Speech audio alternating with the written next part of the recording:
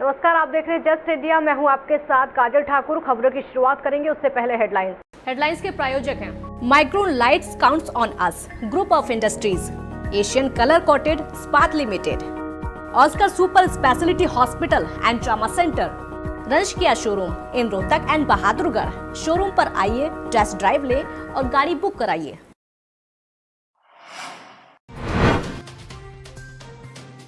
भारत में 1 लाख के पार पहुंचा कोरोना का आंकड़ा। देश में 3000 से ज्यादा लोगों की हो चुकी मौत। हरियाणा में 950 के पार पहुंचा आंकड़ा। हरियाणा में अब कोई रेड जोन नहीं, सभी 22 जिले हैं ऑरेंज जोन में। गुरुग्राम भी आया रेड से ऑरेंज जोन में।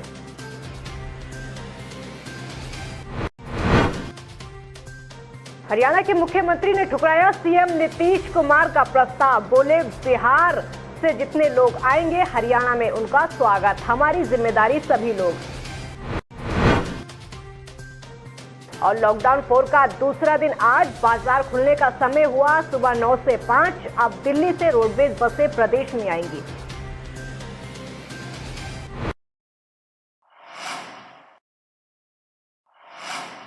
कोरोना संकट को लेकर देश में 56 दिन से जारी लॉकडाउन के बावजूद भी संक्रमितों का आंकड़ा थमने का नाम नहीं ले रहा है।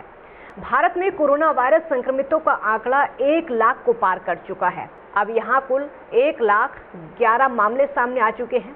इस तरह से 1 लाख केस पार करने वाला भारत विश्व का 11वां देश बन चुका है।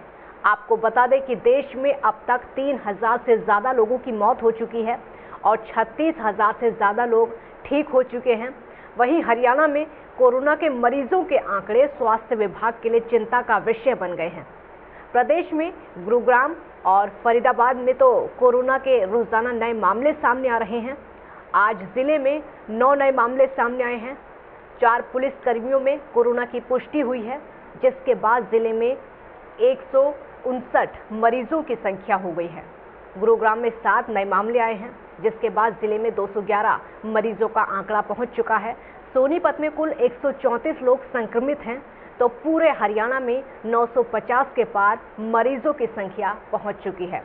वहीं चरखी दादरी में 2 नए कोरोना के केस मिले हैं। अब जिले में एक्टिव केसों की संख्या 5 हो गई है। एक घिकाड़ा और दूसरा झज्जर के मुबारकपुर का रहने वाला है। वहीं सिरसा में सभी मरीज ठीक हो चुके हैं, यानी सिरसा अब कोरोना मुक्त हो चुका है।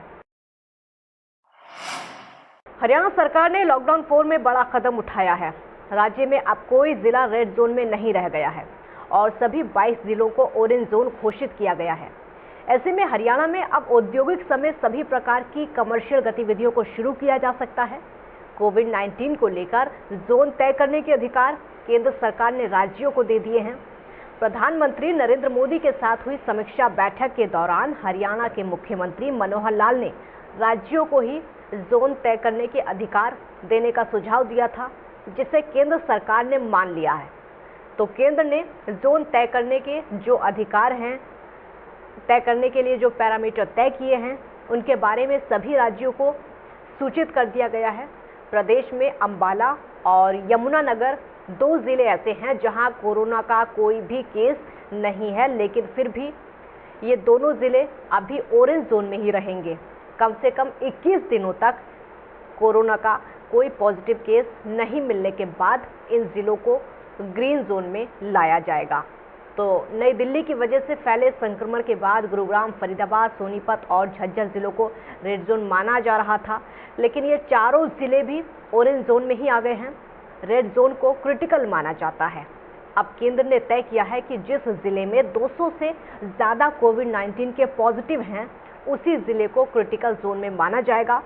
1 लाख तक की आबादी पर भी अगर 15 एक्टिव केस हैं तो उसे भी क्रिटिकल जोन में रखा जाएगा। हरियाणा में गुरुग्राम प्रदेश का अकेला ऐसा जिला है जहां पॉजिटिव मरीजों का जो आंकड़ा है 200 पार कर चुका है। लेकिन राहत वाली खबर यह है कि तकरीबन 50% यानी अभी तक 104 मरीज ठीक होकर अस्पतालों से डिस्चार्ज हो चुके हैं। गुरुग्राम में कोविड-19 के एक्टिव केस 105 के करीब हैं, तो ऐसे में गुरुग्राम भी ऑरेंज जोन में ही शामिल रहेगा। लॉकडाउन के दौरान जगह जगह फंसे प्रवासी श्रमिकों का बिहार जाना लगातार जारी है और आपको ये बता दें दूसरे राज्यों में भी जाने का सिलसिला लगातार बरकरार है। ऐसे श्रमिकों को परेशानी नहीं हो, इसलिए बिहार सरकार उनके रहने पर हुए खर्च की भरपाई का प्रस्ताव हरियाणा के मुख्यमंत्री मनोहर लाल ने ठुकरा दिया है। आपको ये बता दें कि बिहार के मुख्यमंत्री ने प्रस्ताव हरियाणा सरकार को दिया था कि वो अपने वासियों का खर्च उठाएगी, लेकिन हरियाणा के मुख्यमंत्री ने उस प्रस्ताव को ठुकरा दिया। मुख्यमंत्री नीतीश कुमार को पत्र लिखकर आभार जताते हुए उन्होंने पैसे लेने से इनकार कर दिया। मुख्यमंत्री ने कहा है कि राष्ट्र निर्माण में श्रमिकों के योगदान को देखते हुए पहले की तरह हरियाणा सरकार खुद प्रवासियों का खर्च उठाएगी। आपको ये बता दें कि बिहार सरकार ने हरियाणा के मुख्यमंत्री मनोहर लाल खट्टर को पत्र लिखकर लॉकडाउन के कारण हरियाणा में फंसे बिहार के नागरिकों के बारे में चिंता जताई थी और हरियाणा सरकार की तरफ से दी जा रही सुविधाओं के बदले खर्च धन की भरपाई का प्रस्ताव दिया। इसे हरियाणा के मुख्यमंत्री ने अस्वीकार कर दिया है। मुख्यमंत्री नीतीश कुमार को लगातार पत्र लिखकर ये बात कही और आपको ये बता दें कि बिहार सरकार ने लॉकडाउन के चलते हरियाणा में फंसे बिहारियों की चिंता और हरियाणा सरकार द्वारा दी जा रही सुविधाओं के बदले धनराशि देने का प्रस्ताव दिया था। इसे अस्वीकारते हुए खट्टर ने लिखा कि चिंता उचित है और सराहनीय है, लेकिन हरियाणा में रहने वाला हर भारतीय नागरिक उनकी जिम्मेदारी है। हरियाणा की आर्थिक, औद्योगिक और कृषि क्षेत्र की उन्नति में बिहारियों का बड़ा योगदान रहा है।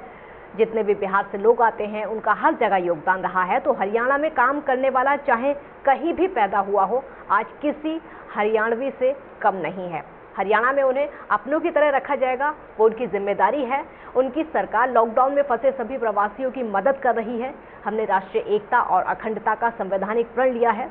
हरियाणा में उद्योग खुलने लगे हैं और अर्थव्यवस्था सामान्य स्थिति में लौट रही है। तो ऐसे में बिहार वापस लौट गए जो लोग जब भी वापस आना चाहेंगे उनका स्वागत सीएम ने किया है।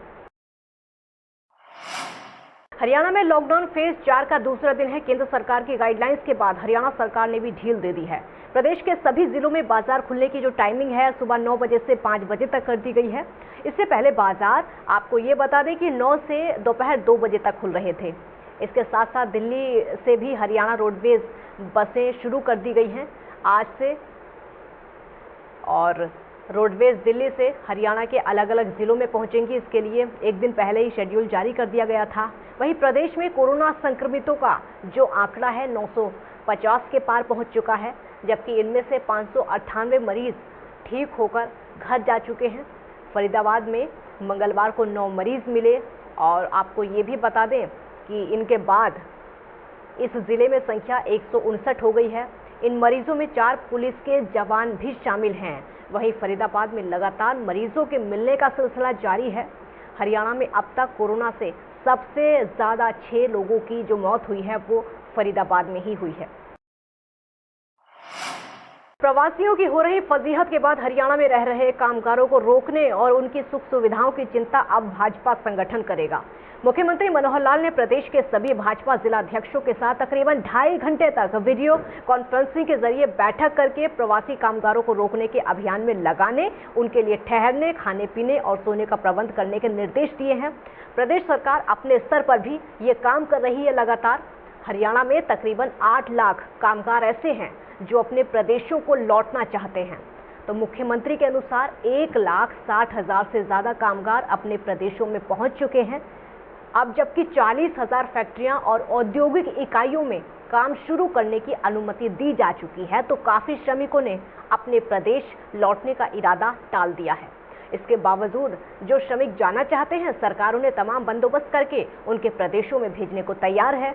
प्रदेश सरकार तभी इन श्रमिकों को उनके प्रदेशों में भेज सकती है जब दूसरे प्रदेश की सरकारों से एनओसी मिल जाए, क्योंकि बिना एनओसी के ना तो रेलगाड़ी बुक होगी और ना ही बसों का इंतजाम हो पाता है।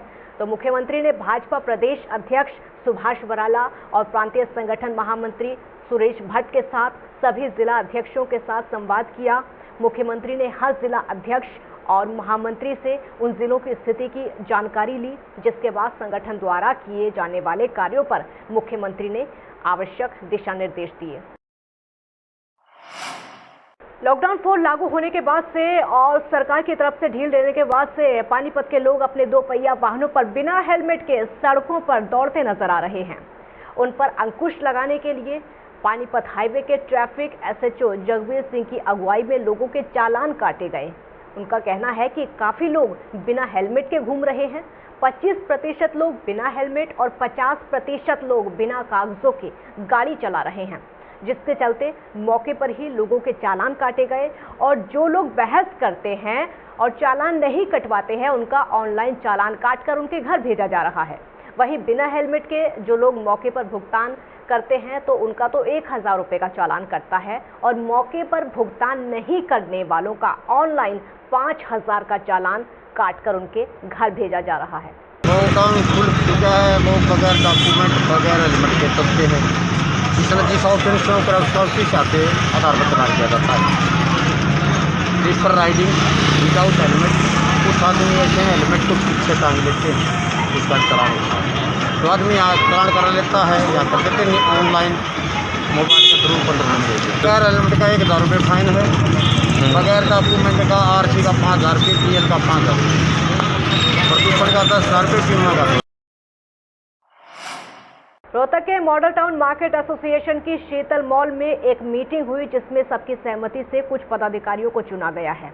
अजय धनखड़ प्रधान, सतीश रोहतक शूज उप प्रधान, मुकेश अरोड़ा उप प्रधान, Vijay Kumar general secretary, Raman Gupta secretary के रूप में इनको चुना गया है।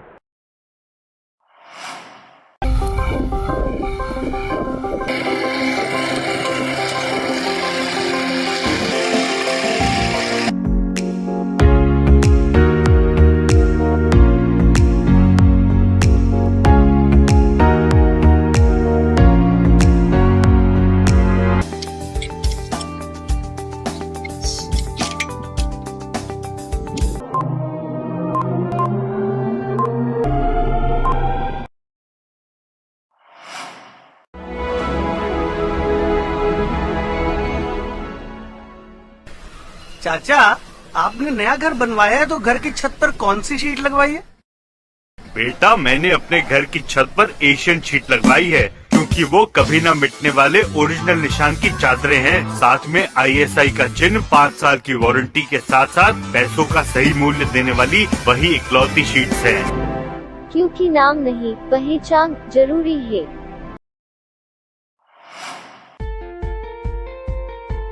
Be Fast Fit, India's fastest growing fitness chain, now at Rohtak D Park and biggest fitness club. Services like cardio, full strength and free weight stations, CrossFit, group classes, aerobics, yoga, Tabata training, high intensity training with professional trainers, steam bath and sauna bath. Be Fast Fit, be the best of yourself. Right to addition reserve.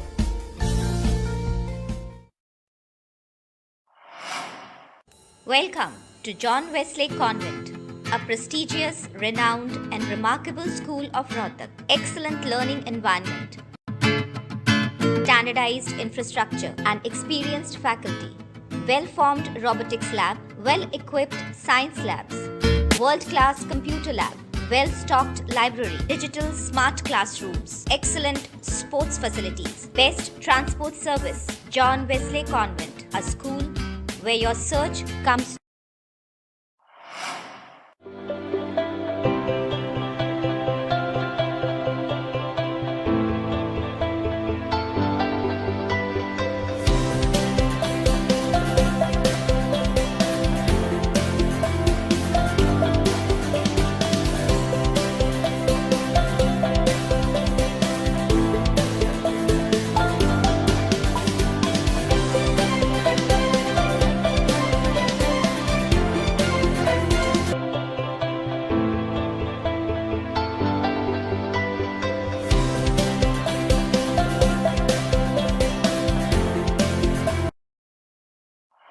खबरों में फिलहाल इतना ही। देखते रहिए just India.